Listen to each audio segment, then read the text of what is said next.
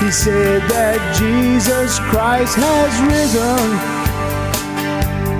and he is the open door.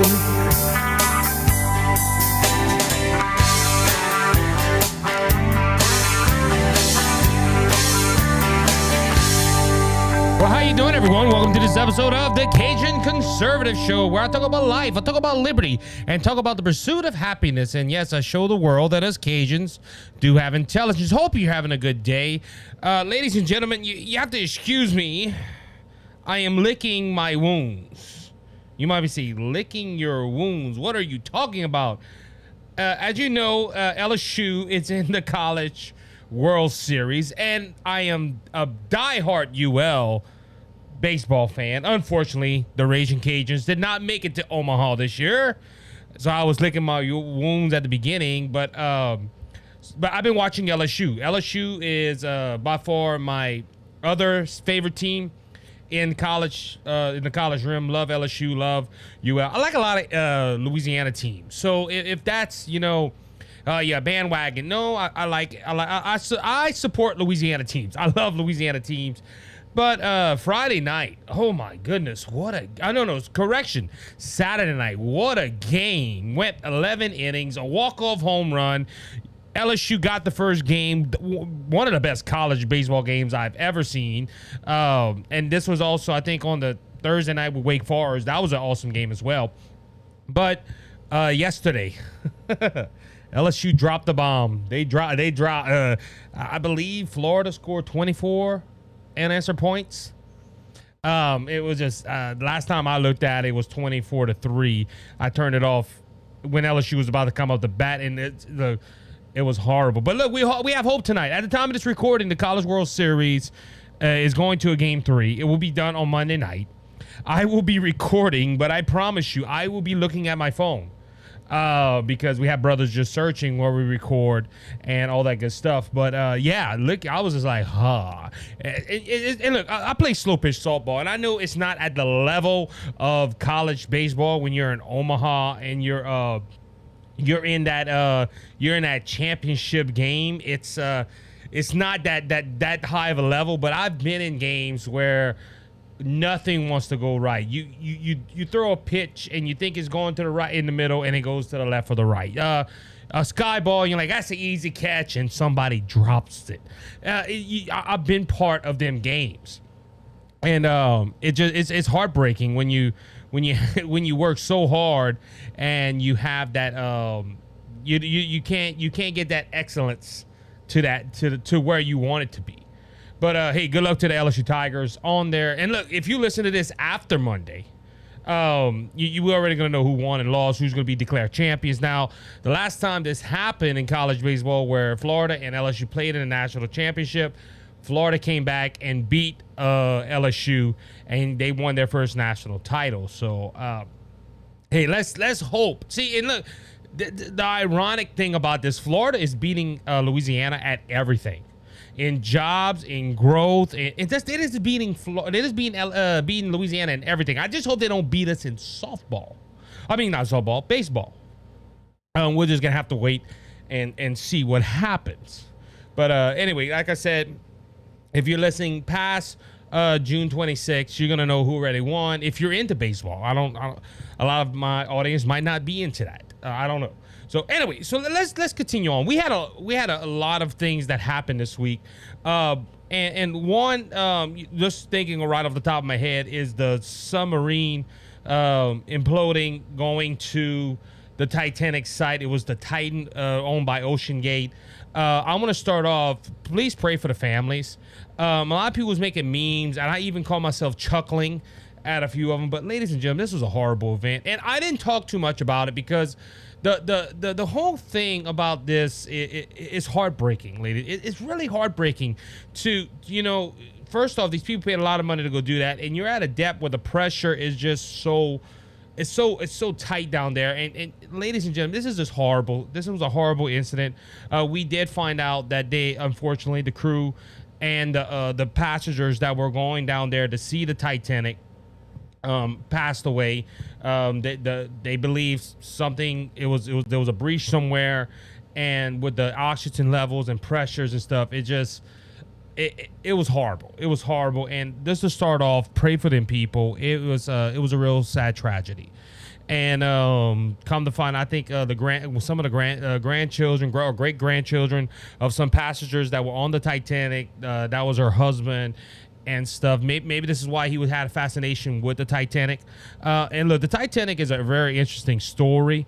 Not Leonardo DiCaprio's video of it. I know they did some historical facts on that movie, but ladies and gentlemen, the Titanic was a real sad story. The unsinkable ship, and it hit a iceberg, and I believe they made the comment God couldn't even sink this ship, and it was one iceberg that sunk. And now there's people with conspiracy theories. We're not going to get into that, but yeah, it's very, very sad on this. To be honest with you, if I had $250,000 to do something like that, I probably wouldn't. It's just the dangers exceed the rewards. Now, would I like to go see the Titanic? Probably so. I would love if it's a vessel like a big Titanic or something of that nature, or something that we know for sure was safe. But I guess we just gotta pray for the families. It's it was a, I guess you could say it was a trip of a lifetime. So just pray for the family. That was a very, very tragic thing that happened this week. And we have some things in politics, but just wanted to jump that off. I was putting together my notes and I forgot about that. And I just, I want to go ahead and tell my audience, the smart Cajun Conservative family, to pray. And I know a lot of you that are part of this family, the Cajun Conservative family, are praying people. So keep them in prayer on that. And we're going to, we'll probably get more details as it gets down the line. All right, so let's go ahead and talk a little bit of politics, ladies and gentlemen. We've been talking a lot about the Hunter Biden's plea deal. I brought this out the last time, how Hunter Biden got a slap on the wrist. And he admitted to crimes. They brought down those crimes from felonies to misdemeanors, so he would not go to jail. They also gave him a chance to get this gun this gun charge off his record in 2 years if he does everything right, where you had people that falsify their names on gun records to get guns, and they are sitting in jail for a lot longer than Joe Biden possibly is alive. And ladies and gentlemen, there's one note that I did bring this out. I brought it out on TikTok, and I did get a lot of people comment on it. And thank you. If you listen to TikTok and you're listening to the podcast, we had a lot of good response, and I try to reply to as many as possible. But when you have that many comments coming in at one time, it's hard to keep track of all of them. But there were some people, well, this was done in the Biden administration, the Trump administration. Why didn't they go ahead and prosecute him then? Well, the thing of it is, ladies and gentlemen, all the people that Trump put in there, they didn't like him. So that's why they hindered it as well. But also it took 5 years. Why it took 5 years for that case, and it took a little over a year for Trump? Now, we heard a lot of people. There was overwhelming evidence in the Trump case, and that it was so easy to put a case together. And Hunter Biden was real smart. The guy that smokes marijuana in a bathtub and takes pictures of himself, or takes pictures with hookers and all that stuff. He was very smart. And he couldn't. They couldn't put a case together. That's why they did this plea deal. No, there was a lot of hot water going into it. That's why they have a plea deal, and it was a sweetheart plea deal. But with all this being said, even with the plea deal, he admitted that he did things wrong. Now, ladies and gentlemen, I'm going to go back to a clip. This was done on the 11th hour on MSNBC. It was a one-on-one with Joe Biden, and Joe Biden said his son didn't do anything wrong. His son was not guilty, but now they come to find out he is guilty. So we got to ask the question, did Biden lie in this interview? And I want to show you this interview to go ahead and just hear President Joe Biden. It's a 20-second clip. Go ahead and hear President Biden and hear what he has to say.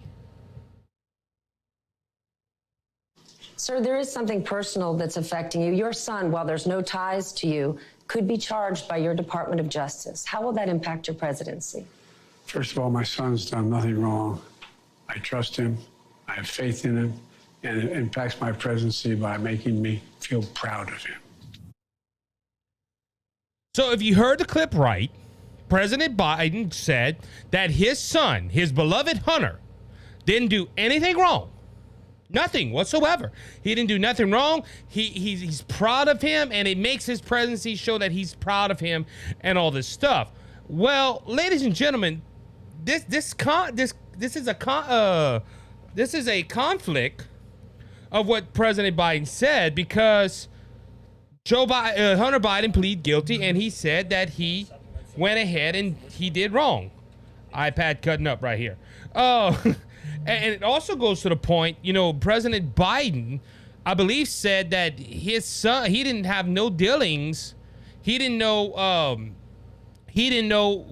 anything that Hunter Biden was doing.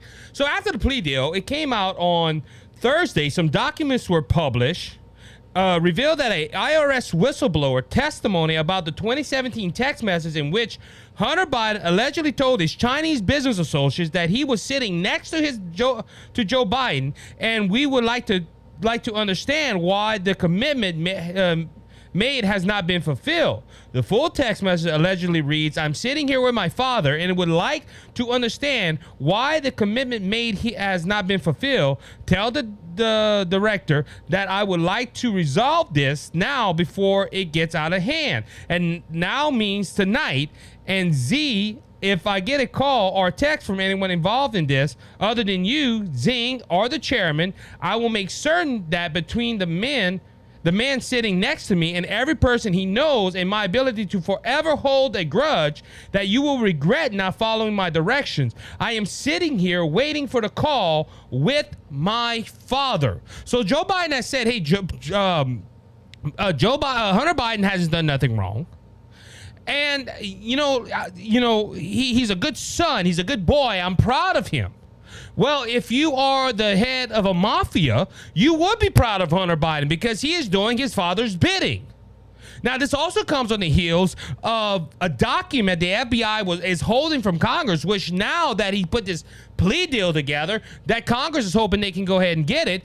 But this is on top of that document saying that Biden and some of his family received $5 million from the Ukrainian oil company to get political influence. This was also, I believe this also was tied into the quid pro quo that when Biden said, hey, I told them to fire that prosecutor or they wouldn't get the money. Well, SOB, they fired the prosecutor. So these are new documents that have been released.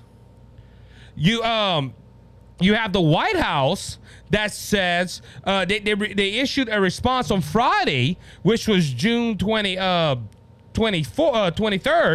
and it says let's see. The White House counsel responded, as we have said many times before, the president was not in business with his son. Well, there's a problem with that because we're seeing as the dominoes are falling, Joe Biden saying he's proud of his son. He's outright lying because apparently he did, according to certain documents and according to these whistleblowers, which apparently whistleblowers are not held credible now. Remember when Trump was in the White House? All whistleblowers, you couldn't even speak their name because you had to protect them. But now whistleblowers they just want to get rid of Biden.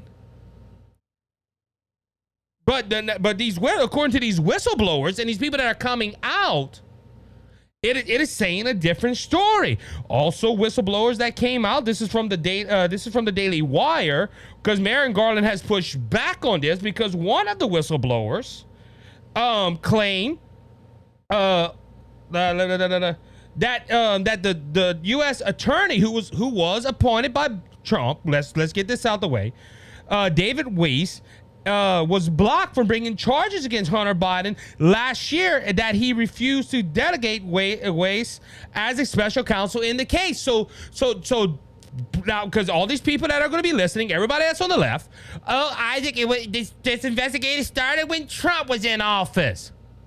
But this right here, last year, Biden was in office. And his DOJ blocked a prosecutor from bringing charges on Hunter Biden.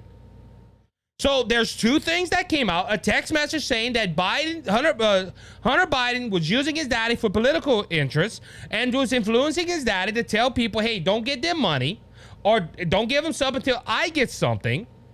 And also that the DOJ of Joe Biden was blocking Hunter Biden's family dealings. Correction. They were stopping Hunter Biden from being charged. Now, coincidentally, it's how that now all of a sudden they bring out this Hunter Biden that he didn't do nothing wrong, and they're trying to show, well, it took 5 years. They're trying to cover up they're trying to cover their bases. But ladies and gentlemen, this is very disturbing that a president would know that his son is doing this and making money off of his son and telling his DOJ to, don't charge my son, please, because the breadcrumbs might lead to me. That's how I'm seeing it as a voter and a human being that lives in the United States of America. But ladies and gentlemen, of course, we just gotta hope the media would talk about this.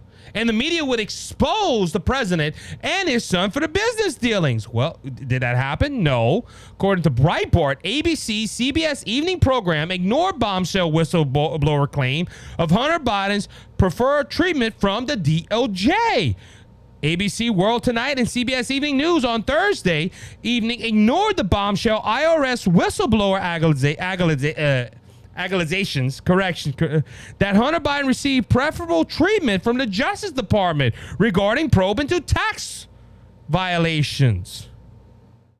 Ladies and gentlemen, on Thursday morning, House Republicans released transcript of two IRS whistleblowers of whom provided evidence that Joe Biden was present when Hunter Biden pursued a Chinese business partner to send millions of dollars, Breitbart News reports.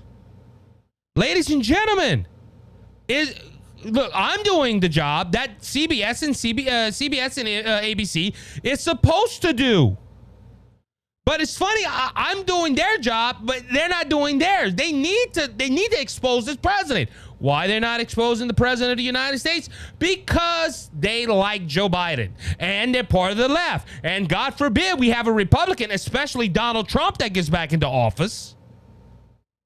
Ladies and gentlemen, this president is politicizing the DOJ, the FBI, and the IRS. Why? To protect his skin, to protect his kid, to protect his family, to protect his whole party. Ladies and gentlemen, this is scary. Now, let me go ahead. I'm going to cover this on the next segment.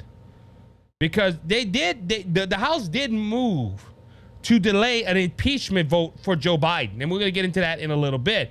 But ladies and gentlemen, what can we say more? And look, I get this on TikTok all the time. I get people that comment on my videos, and I like people that comment on my videos. But you have these people, you have no evidence whatsoever. We have tons and tons of evidence on Trump. But the problem with that is if the person that is doing the investigating is protecting the one that they're supposed to be trying to pursue, you're not going to have no evidence. But now we're seeing evidence thanks to the Republican Party that is in control of the House, and they're asking for this thing, and they're doing their job in investigating. Ladies and gentlemen, this is wrong. This president is politicizing the DOJ, the FBI, and the IRS to protect him. And you know who does this in communistic and socialistic countries? Dictators. And if you remember, we talked about it the other day, Fox News got in all kind of trouble because one producer put wannabe dictator, and he was pointing towards Biden. Ladies and gentlemen, the Democrat Party is using their power to suppress people. They're going after their political opponents, and they're doing crimes because they think they're in power and they're going to get away with it. And it's sad that we have come to America that is doing this. It's sad, folks. It's sad. With that being said, I'm going to go ahead and take my break. I'll be right back in a few moments. How you doing, everyone? Isaac here. I'm the Cajun Conservative, and I want to thank Brother Lanny Hayes from Hayes' Dump Truck Service for their generous support of the Cajun Conservative and Brothers Just Searching. Hayes' Dump Truck Service serves the Lafayette and surrounding areas.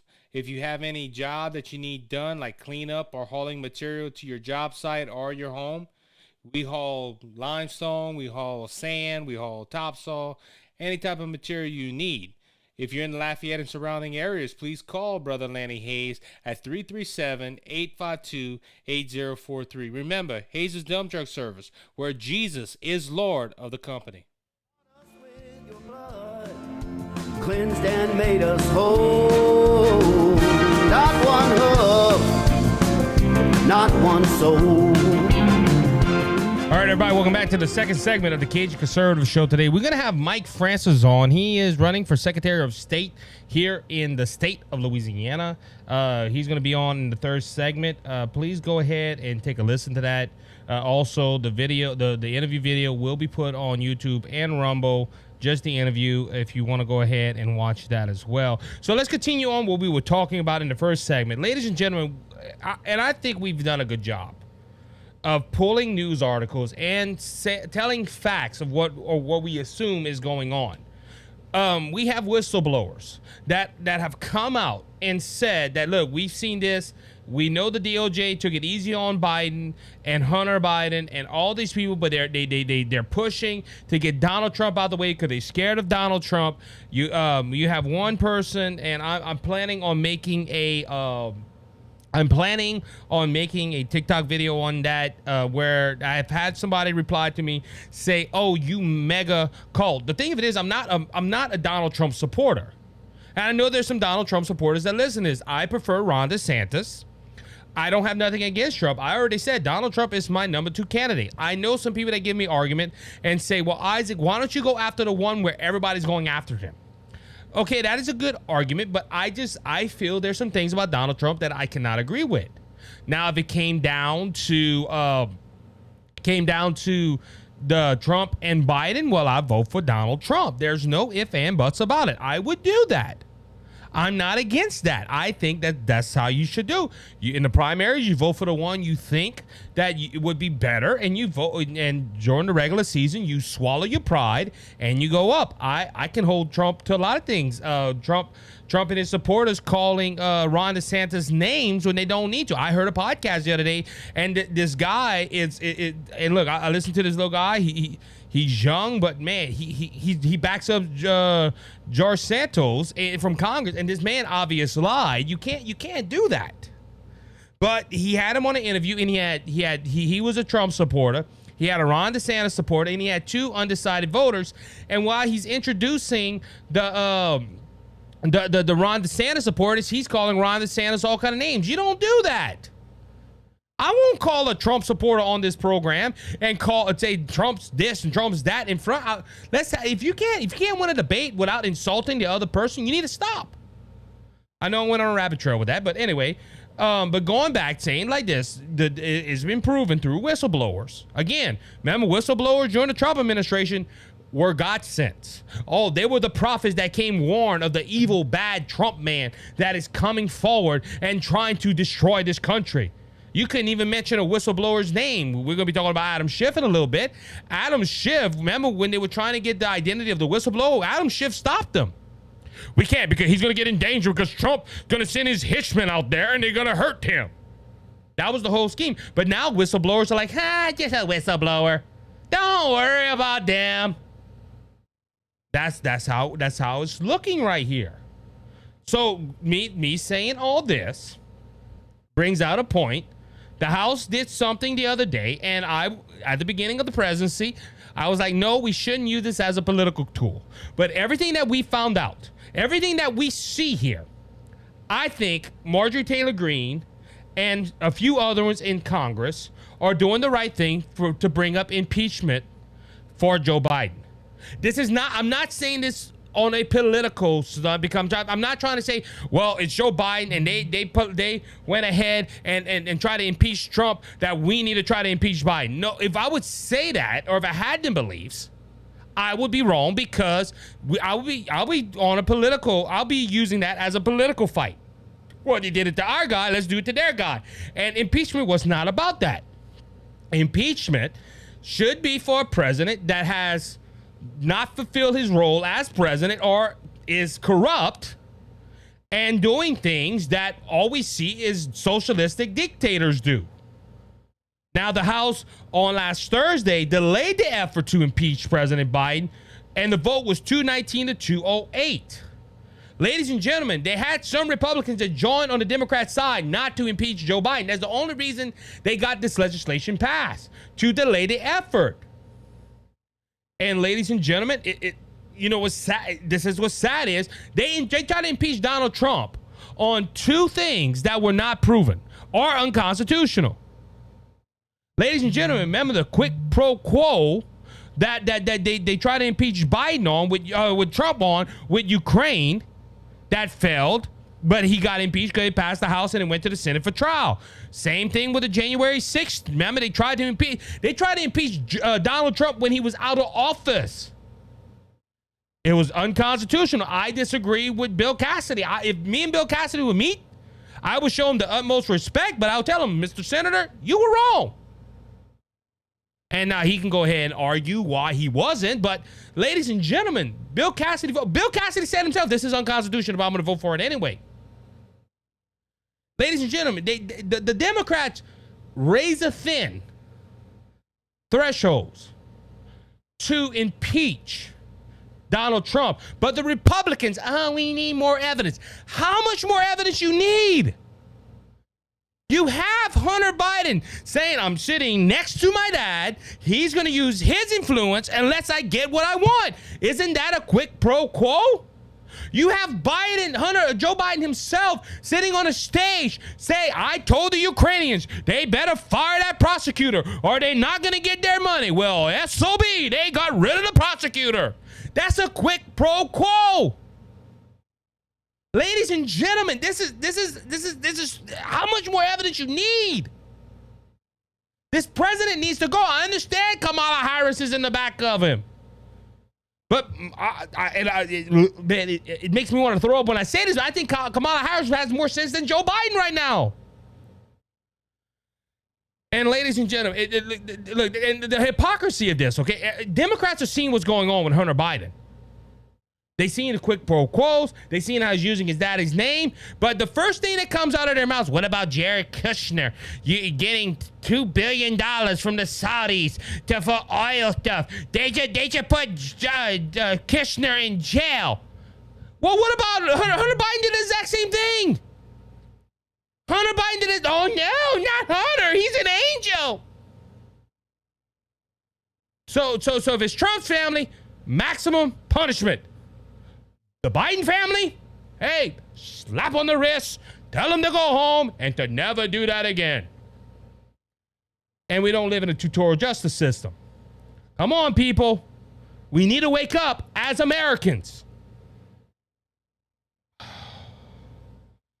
This makes me sick to my stomach. Because I want to ask the question, how, Republicans, will you need a videotape of Hunter Biden saying, yes, I use my daddy's influence to get money? Will you? And look, even Democrats, come on, you Democrats saw the same file as the Republicans. I don't see nothing wrong with, I don't think there's nothing in there. Ladies and gentlemen, we need, look, for ceremonial reasons, we need to impeach this president. We need to. I'm sorry. Hey, look, I know I didn't call for that for the last 3 years or whatever Joe Biden's been in there. But the evidence is overwhelming now. Isaac, that is your opinion. That isn't based on fact. Really? Well, why was it based on fact when whistleblowers came and talked about Trump? I'm just asking questions. And I think it needs to be answered. I honestly do. All right. The Biden administration takes aim at hunters in latest regulation preventing Americans from hunting. This comes from Fox News. Joe Biden apparently signed some regulations that if you go on the federal reserves or the federal properties to hunt, and we have one like this. We have one down the road from us. It's owned by the federal government. You go in there, you can go hunt deer, squirrel, or you have that paperwork, and it's a process. It's not bad though. But the Biden administration announced Thursday that it is moving ahead with prohibiting on the type of equipment hunters are allowed to use, federal refuse, and move strongly opposed by sportsman groups. The U.S. Fish and Wildlife Service released its 2023-2024 hunting and fishing rules, an annual plan laying out regulations for upcoming hunting season, banning cost-effective lead ammunition and fishing tackle across 8 national wildlife refuges by 2026. Such an action has been supported by eco groups or environmental groups, but opposed by hunters who argue that it could serve as a backdoor on hunting. Attacking on hunting broadly. So, ladies and gentlemen, Biden don't want you to buy cost-effective lead bullets. Apparently, they want you to use steel. If you're a hunter, you know what I'm talking about. Steel is a lot more expensive than lead. And, you know, if you shoot, you take out the lead and then you cook the food. They don't give you no problems. But, ladies and gentlemen, I see this as attack on guns. Oh, here he goes again, the Second Amendment. Yes, because if you hear the argument, and I get this argument a lot on TikTok, Facebook, and all. Oh, we're not against guns. We want you to use your gun to go hunting. But now they're attacking the hunting regulations. What's their argument now? It's not about hunting. Oh, we want you to be safe. We don't want the environment. You know, if you use too much lead, it's going to burn up the earth. So now they're using the global warming or the climate change argument to stop people from having guns. Ladies and gentlemen, it's not about gun control, it's about control. The president of the United States don't want you to have firearms. I don't care how leftist you are. I don't care what you think. If you think the military, and I'm trying to say this, if you think that Biden isn't coming after your firearms to dictate you're dumber than a block of rocks. I'm not trying to offend people, but hey, I'm going to tell you the way it is. The military ain't worried about your little guns. Really? What about the people that own 4,000 firearms? I'm exaggerating, but you get what I'm saying? They don't know what's behind that. They don't know what's behind that door. Ladies and gentlemen, I know they have tanks. I know they got F-150. I know what all the arguments are. But ladies and gentlemen, do you honestly think that the first thing people try to take out when they're trying to be a dictator of a country? Firearms is free speech. And they're doing a hell of a job with censorship right now, where it's hard to be a conservative on social media, because if you say one little thing, we're seeing it on Twitter right now. Graham Allen has his Twitter been taken away. Now, of course, the Twitter, it's a mistake. We're putting it back. Mistake, air quotes. Now, ladies and gentlemen, they want to take away our right to go hunt and our right to own firearms. Which the Second Amendment was, like I said, just think about this, and then we're gonna go into our next topic, because I want to get to our interview with Mr. Francis. Ladies and gentlemen, do you honestly think the writers of the Constitution just went through this whole war and was thinking, I'd like to go turkey hunting in March. Let's make an amendment that would give us the right to bear arms to go shoot deer? No, ladies and gentlemen, the British did. Think about this, okay? Look, I studied. Go look up Donnie Swagger's book, The Light of Liberty. The British, it's on books. The British were trying to take firearms away when they came across the water. Why did they do that? They didn't want the American people hunting for their food? No, they knew that was the weapon that could stop them. I know I'm gonna get flack back for saying that you honestly think some hillbilly Cajuns and all that would stand up to the U.S. You don't know what we'll do.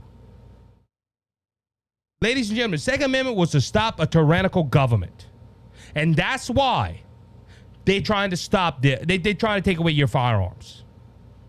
No ifs, ands, or ands, buts about it. Go read the Constitution and see. All right, let's go on to the next thing. Adam Schiff. The Adam Schiff was the Democrat that led one of the impeachments of Donald Trump. He also led the investigation to Russian Gate, I guess you could say. This is the Russian, I call it the Russian collusion hoax. It was said that Donald J. Trump went ahead and he colluded with Russia to win the 2016 election, which is kind of funny. I'm just saying.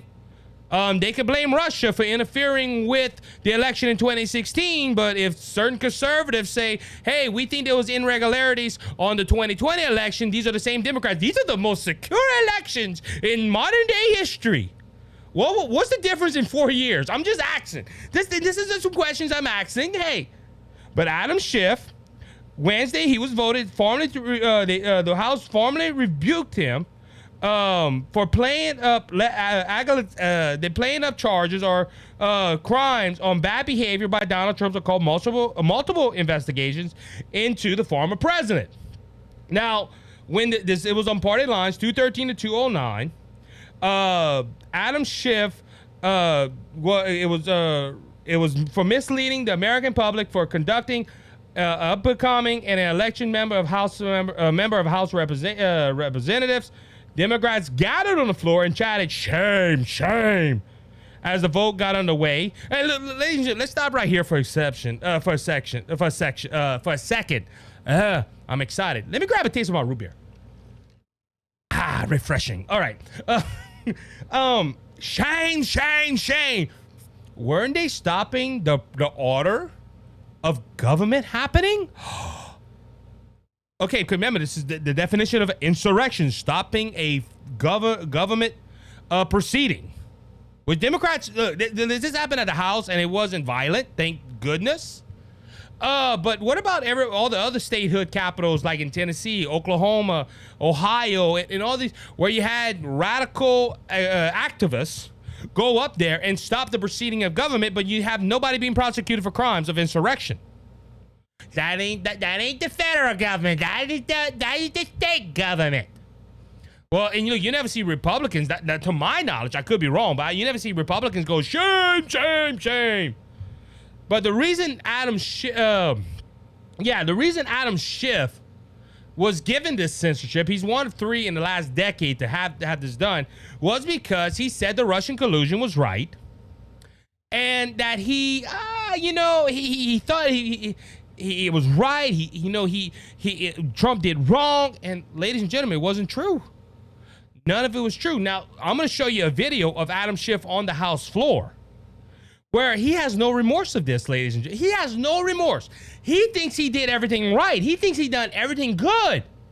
He even goes ahead and calls the Republicans. He takes on the flattering of being called wrong because he's being persecuted for the truth. Just listen to this right here. Listen to Mr. Adam Schiff on the House floor bragging that he lied to the American people. Watch this. To my Republican colleagues who introduced this resolution, I thank you. You honor me with your enmity. You flatter me with this falsehood. You, who are the authors of a big lie about the last election, must condemn the truth tellers, and I stand proudly before you.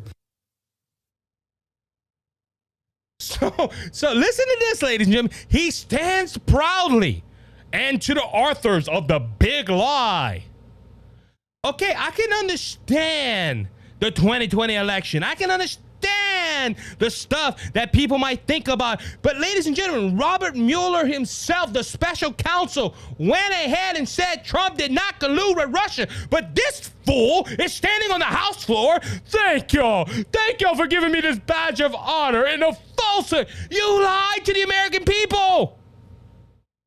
You lied to the American people, and you're bragging about it? Come on, dude. You're bragging about lying to the American people with the Russian collusion. It has been proven by two special counsels, especially with John Durham, that this was false. It was wrong. This nut even tried to question John Durham, and John Durham answered him back and put him in his place. This fool, I hold this as high regard to my Republican colleagues. You lied, and all those Democrats, shame, shame, shame. They should be censored too. Come on, guys. Look, this guy it was proven, this whole Russian thing, by the way, was brought up by Hillary Clinton and Obama to try to influence the election. This was part of a Trump impeachment. Come on. And they're not against Donald Trump. They're trying to be fair and balanced. No, they're trying to bury this man under the ground. Why? Because he messed up their establishment. He was the wrench that got stuck in the gears and ruined the whole machine. And ladies and gentlemen, it don't matter if they lie. I'm going to give credit to where credit's due. Todd Stearns brought up in his monologue on Newsmax, he was guest hosting for someone this week, how Harry Reid lied about Mitt Romney on the Senate floor. And when they asked him, do you have regrets of doing that? He said no. Mitt Romney, I'm quoting, Mitt Romney didn't win the election, huh? Ladies and gentlemen, you know why? The Democrat Party lies. And look, to cover all bases, the Republican Party lies too. I am not going to deny that. I come on this microphone and I go ahead and criticize them probably more than any other podcaster that calls himself a conservative. I know my good friend Noel criticized them on the libertarian side. Ladies and gentlemen, but this right here, they didn't even try to cover up this lie. It has been proven up. It's been proven a lie. And all they say is, we're proud because y'all are after the big lie. More bigger than us. We're fine because we're Democrats. Ladies and gentlemen, they did this to stop Donald Trump. They did not have no evidence. They didn't have no facts. But do they regret lying to the American people? No. Because I hate to tell you, and if you're a Democrat and you're a Christian, get out of there. I hate to tell you, the Democrat Party, the leadership of the Democrat Party, these people that are sitting, that people in California that vote Adam Schiff in, they're evil. These people are evil and they don't care about the truth because the truth don't lie with them. I'm going to quote Jesus on this. They're following their father, the devil. And it makes me say, this man was censored. Now he's going up to committee, the ethics committee and all that. But ladies and gentlemen, come on. Man stood on the house, on the house floor, yeah, and said he was proud that they censored him. He basically said, I'm proud to be a liar. And it makes me say, this man should be voted out of office. With that being said, please stay tuned. We're going to have Mr. Mike Francis. He is running for Secretary of State of the great state of Louisiana. Please stay tuned for that. We'll be right back in a few moments.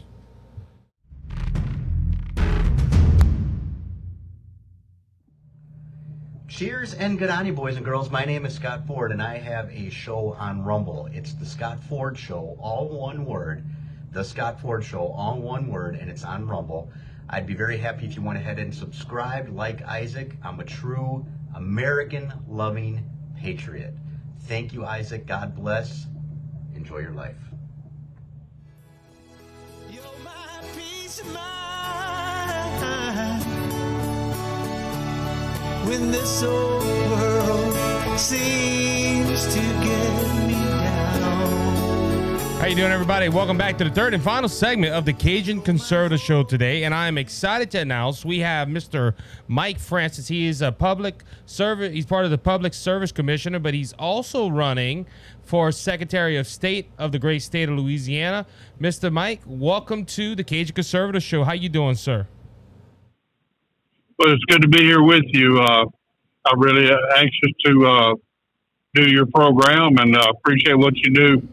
Getting on the air out there to tell everybody about what a conservative is. Oh, yes, sir. Yes, sir. We got to do that because unfortunately we have a lot of people that are good actors. They say they're conservative, but unfortunately, if you pull back the cover, they're not really conservative at all. They're just a rhino because that's the only way they can win is to have a Republican name. No, it's 30 years ago when I first started in the Republican Party. Things were really, there weren't many Republicans then that just real Republicans. Now everybody's Republicans, so you got a lot of rhinos. And it's sad. It's sad that we've come to that point to where we don't know what a true conservative is no more. And but hey, that's okay. They got your friendly neighborhood Cajun conservative here telling them how to do it. Well, thank you for doing that. You're in my corner. I'm in your corner. Yes, sir. Yes, sir. So, Mr. Mike, first off, you said you've been in politics for a little while.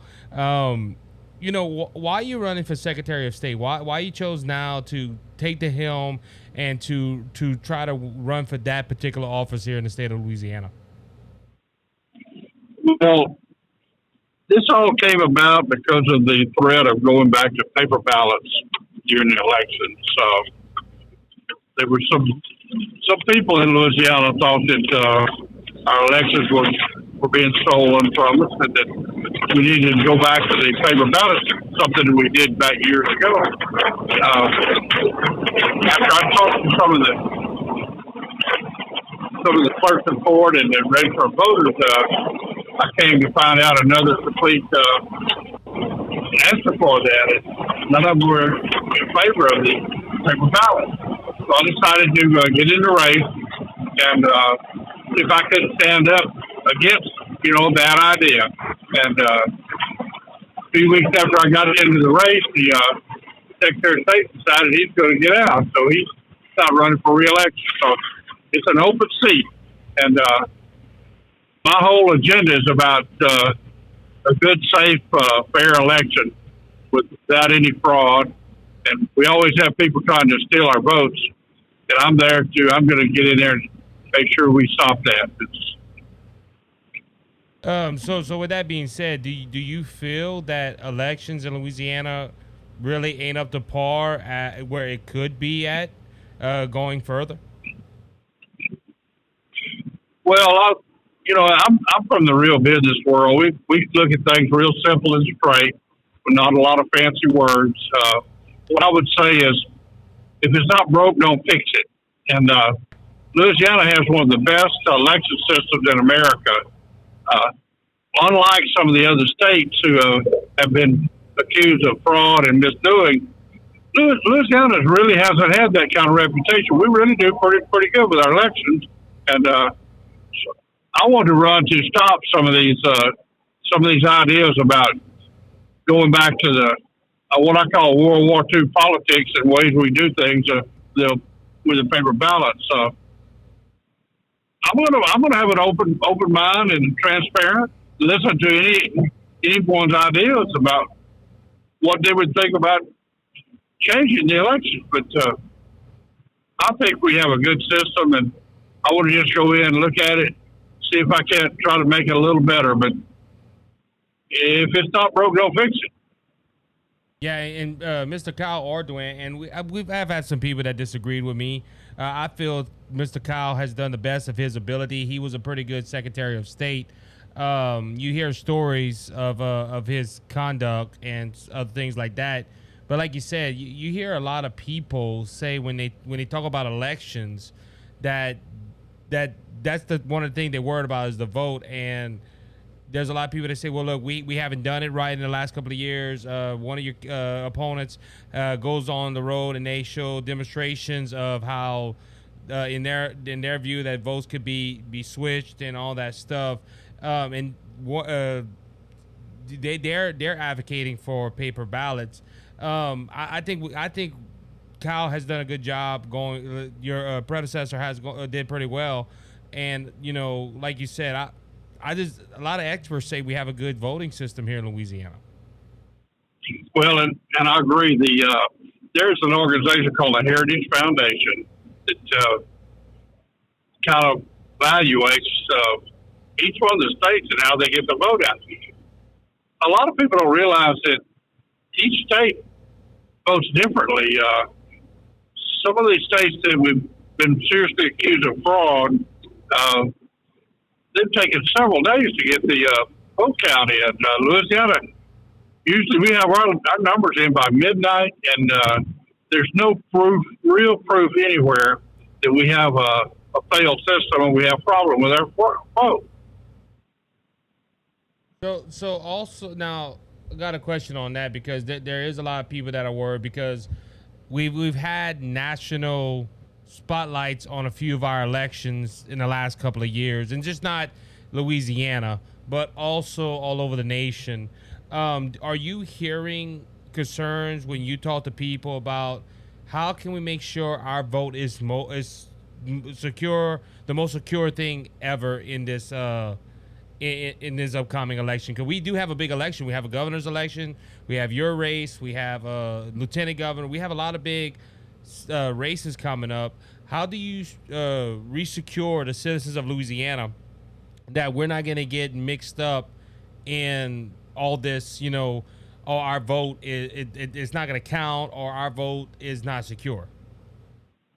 Well, my opinion of that is the last election we had for president, Donald Trump got almost 60% of the vote here. There's no proof of any kind of fraud in the election that we had. And I don't see having a problem with this next election. I really don't. So we're pretty good in your view of what was going on coming forward. Yes, I don't want you to. But don't compare us to some of these other states who have great accusations of fraud. If you look at a lot of those states that have been accused of fraud, we still don't have any absolute proof that they were wrongdoing. So I know it's probably states you're talking like Arizona, Nevada. It's not as bad as that going forward there. No, I think one of the problems we have this vote gathering, where these people go into the nursing homes and take advantage of the people who don't know who to vote for and all. We don't have a big problem with that here in Louisiana. I think we could possibly pass some laws to tighten that up a little bit to make sure that there's no fraud. That'd be one thing I want to really look into. And also, I want to make it easier for the elderly to vote and to not be taken advantage of. So going on that note, we in 2020 with the COVID-19 and everything like that, one of the big pushes by the left and some conservatives, I say some conservatives, some that were on the right or the left that call themselves conservatives, was these mail drop boxes, making it easier on us. We have a pretty good system right now of absentee ballots. You gotta register for them. Like my elderly grandmother, she's already on the rolls. She gets them every time an election because she can't make it to the polls no more.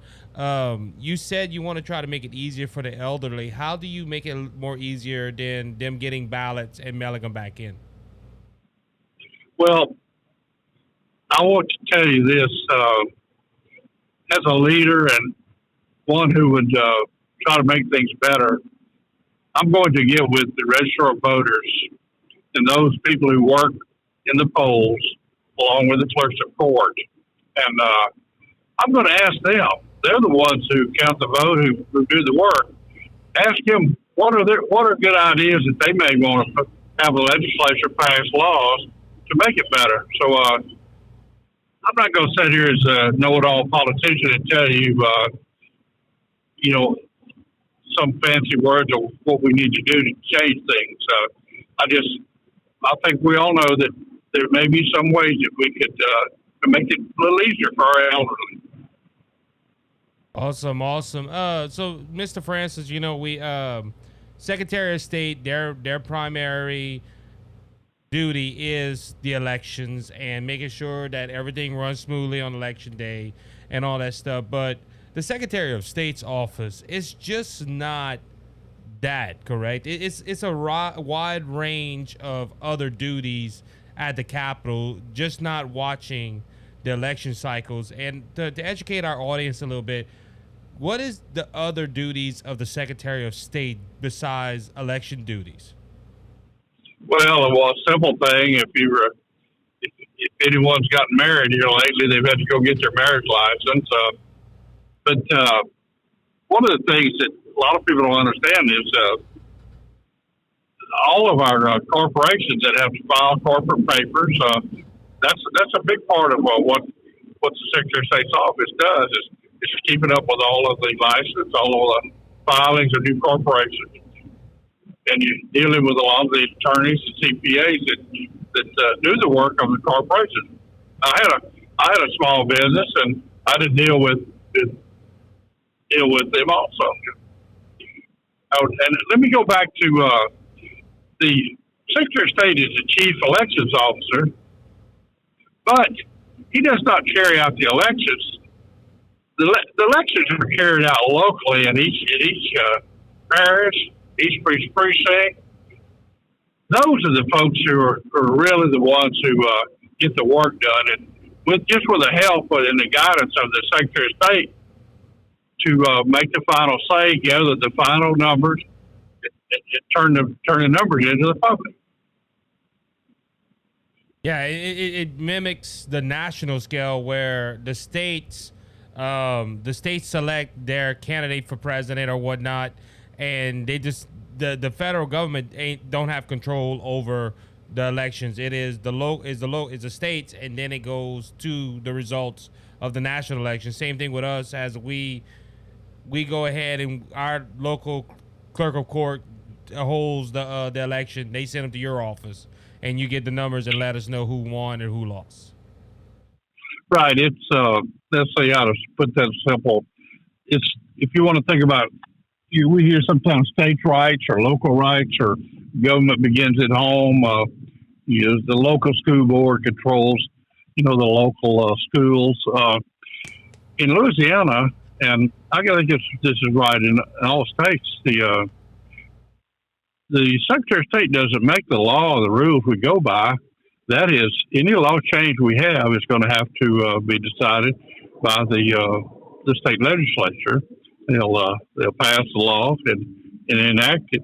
So in order to do something new like help the elderly, that's going to come. The first ideas are going to come from your hometown precincts and clerks of court and registrars to come up with better ideas. Once those ideas are formulated, and that's where I'll come in as a leader to listen to the people, try to design new laws that will help people like the elderly, that will bring that in front of the legislature, and the legislature will vote and pass a law that will make it easier for the elderly. One of the things that I've always felt like we had the hours that we take to do the elections. I've always felt like we could probably shrink that time by just a short amount, maybe a knock off an hour, and it make it so much easier on all the people who work to get out the vote. I think I'd like to see us have a debate on maybe shorten the election day maybe by an hour. Do you see us if we short an hour? Cause I think right now we go till 8 o'clock at night or Central Standard Time, and if we shut that down by an hour, do you possibly see us extending the early voting for the upcoming elections? Because I think right now we have 2 weeks of early voting here in the state of Louisiana. Do you see us extending that a week because we take away an hour? No, I really don't see the comparison in the two. My wife and I vote early. We really like doing that. We've done it for most of our life since I've had it, and we have had some modest changes in the way we do the early voting. So, as a leader of the system, I want to have an open policy and listen to some ideas about how to make it better and more convenient and get more people to vote. I'm up for some change in those areas, but I think it's going to come from the people. If we shrink the voting day by 1 hour, let's listen to how many people are going to complain. It's inconvenient, and just to see if the mass of people agree that we could shorten it and still do it well. I know all those people that work at the polls wouldn't mind it. Yeah. Yeah, it would make it a lot easier on them. And the only reason I would say it would be hard on it'd be like the last minute people that, or the people that work till 6:30, 7 o'clock. They would have to rush to get to the polls before they would close. And me, I'm an early voter. I like not early day voting, but like day of election. I like going there right when the polls open up, right before work, if it's 6, 7 o'clock, and casting my vote before I go to work. And that's just me. I like going on election day. But a lot of people that go to work late, or they have to work till 7, 8 o'clock, that might be the only issue you can see us having a problem with that extra hour taken away. Well, there's always there's a benefit and a problem with any benefit, and I think it's we just need to take it as a commonsensical approach. And I ran a business with 500 employees all over the country, and I understand about changing things and making things better. It's just I'm going to have an open mind. I'm going to listen to everyone on any change we make. So I'm not proposing any major changes of any kind. In fact, I'm proposing stop this paper ballot. That's my issue. And along with that, let's get everyone in on things and see if we can tweak things up and make it a little better. That's it. Do you think, and I know Kyle fought for that when he was in office, and this will be the last question for you, Mr. Mike. Do you see us getting new machines in the near future? Unfortunately, Governor Edwards has stopped every attempt to try to get new machines, and a lot of our older machines, they're finally starting to not want to work right no more. So do you think with a new governor, hopefully a Republican governor, we can go ahead and you and that new governor could make a deal to where we can get some new machines in the state of Louisiana so we are a little bit more efficient on that front? If we get new machines, or if and when, I think we probably will get new machines in the future somewhere. But if we get those machines, it's going to be driven by the people who do the elections. And just talk to the clerks, talk to the registrars, talk to those people who work at the polls. And that's where you'll find the answer of when we need to get the machines and what kind of machines would they recommend we use. So that's where the answer is to this problem. It's out there in the grassroots where the people who get to do the vote, not in Baton Rouge, in the Capitol, or at the highly minded politicians. So the folks are going to make that decision. So I'm going to lead them in the way.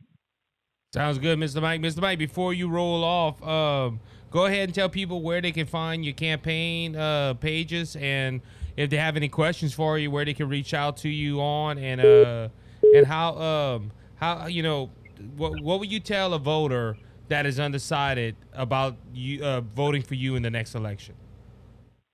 I'm running on my experience of I had a small business. I created 500 jobs. I drove the first 18-wheeler. When I sold a business, I had over 200. I know how to work people and lead. I put God and country first. I've served as a chairman of the Republican Party for 6 years, from 94 to 2000, one of the greatest growth areas of our time. I've served as public service commissioner for 1 6-year term. I was chairman of the commission for 2 years, and now I've been reelected with 60% of the vote over 17 parishes. People know I know how to get things done and lead, and they trust me. And I think that's the kind of person we need at the Secretary of State's job. And I would just humbly ask everyone to vote for me in October. And if you can reach me at on the web, it's friendsofmikefrancis.com, friendsofmikefrancis.com. Mr. Mike, thank you for coming on, and we're gonna schedule a little bit closer to the election and get you back on to see how the campaign's going, and just to visit with you a little while. I hope you don't mind visiting with this Cajun Conservative right here. No, I'm totally support you and what you do. Thank you for getting the word out to the public, and if you have any questions, have me call your station and you can get a hold of me. Okay. Yes, sir. Yes, sir. With that being said, that was Mr. Mike Francis. He is running for the Louisiana Secretary of State. Again, if you have any questions for Mr. Mike, you can go ahead and contact us here at the Cajun Conservative Studios at thecajunconservative5@gmail.com. Just email me and I'll get them questions to Mr. Mike. With that being said, remember that Jesus Christ is King and he's coming back soon. So don't be faint of heart, because Jesus has overcome the world. If you want to know Jesus is your Lord and Savior, please reach out to me at thecajunconservative5@gmail.com, and we will tell you how to make Jesus your Savior and heaven your home. So until next time on the next episode, please be safe, please be encouraged, and let the Lord bless you continually. You have a good one. And he